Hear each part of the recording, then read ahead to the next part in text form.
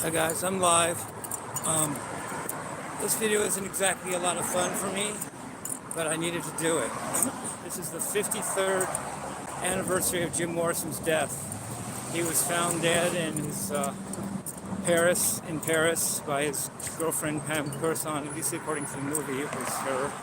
They found him in a bathtub. At least according to the movie, that was what happened. And it was on July 3rd, 1971. So 53 years of anniversary of Jim Morrison's death. So I'm sorry if I'm a little forlorn today.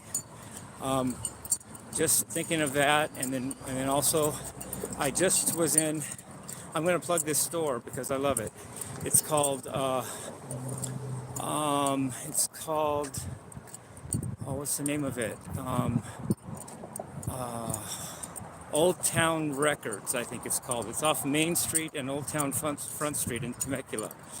And they're great in there. They're really rock. They got good attitudes. They're rock and roll people, and I love them. And I just recently bought a Jim Morrison poster. And it took me a couple days to get it up because I didn't have any thumbtacks to put it up with. But just last night I put the Jim Morrison poster up. And today on my live in the hippie room, which is what I call that music room, as opposed to the Studio 666 or different rooms, but this one's called the hippie room. I deliberately turned the camera on my live so that you could see Jim Morrison's picture in the back, side to side to mine. And then I watched the video once myself. And I'm not just saying this, I almost couldn't tell who was who. Sometimes I'd look at Jim and say the Doors, I'd almost think it was me. And sometimes I look at me playing and it almost looked like Jim was playing. I don't know. I just, regardless of my lack of hard proof that he's my dad, I just feel it in my gut. Like sometimes, and I have ever since the 2000s. So that's about 20 plus years. I've just had the feeling he was my dad. And only later did I research the details and find out that I was in the right place of my birth, and I was born at about the right time, and our handwriting is similar, and our voices are very similar, and the fact that we both don't sing that well, LOL, but doesn't mean we can't. Doesn't mean don't have good energy and don't, do good artistically and musically. I mean, he was the greatest rock poet of all time in my book. There's William Blake, but he wasn't a rocker, so I think Jim Morrison wins. But anyway, luckily he was, because that was his excuse to get up on stage and do the Doors, because he just wanted his poetry out there.